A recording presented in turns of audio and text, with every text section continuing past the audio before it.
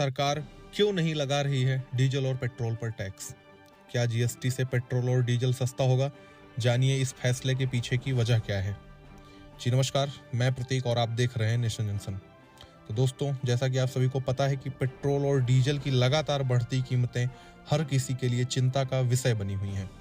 ऐसे में सवाल उठ रहा है कि अगर पेट्रोल और डीजल को जीएसटी के दायरे में लाया जाए तो क्या इसकी कीमतों में कमी आ सकती है?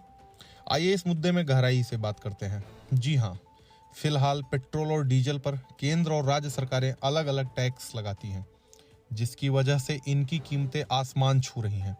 लेकिन अगर पेट्रोलियम उत्पादों को जीएसटी के तहत लाया जाता है तो इन पर लगने वाले अलग अलग टैक्स खत्म हो जाएंगे और कीमतें कम हो सकती हैं।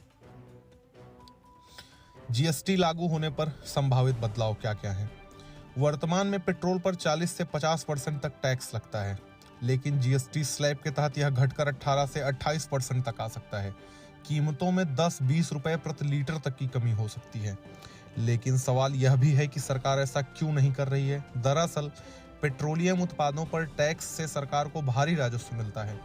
केंद्र और राज्य सरकारें इससे सालाना लाखों करोड़ों रुपए कमाती हैं। अगर जीएसटी लागू हुआ तो इस राजस्व में कमी आएगी। यही वजह है कि अभी तक इसे जीएसटी के तहत लाने में सहमति नहीं बन पाई है।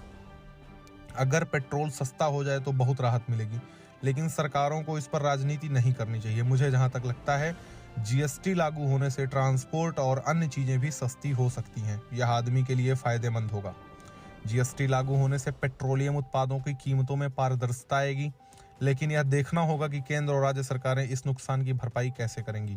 तो यह साफ है कि जीएसटी लागू होने पर पेट्रोल सस्ता हो सकता है, लेकिन यह सरकारों के लिए एक बड़ा आर्थिक फैसला होगा। क्या सरकार जनता की उम्मीद को पूरा कर पाएगी या टैक्स का यह बोझ ऐसे ही जारी रहेगा? आप क्या सोचते हैं? अपनी राय हमें जरूर कमेंट सेक्शन में बताएं। नमस्कार, धन्यवाद।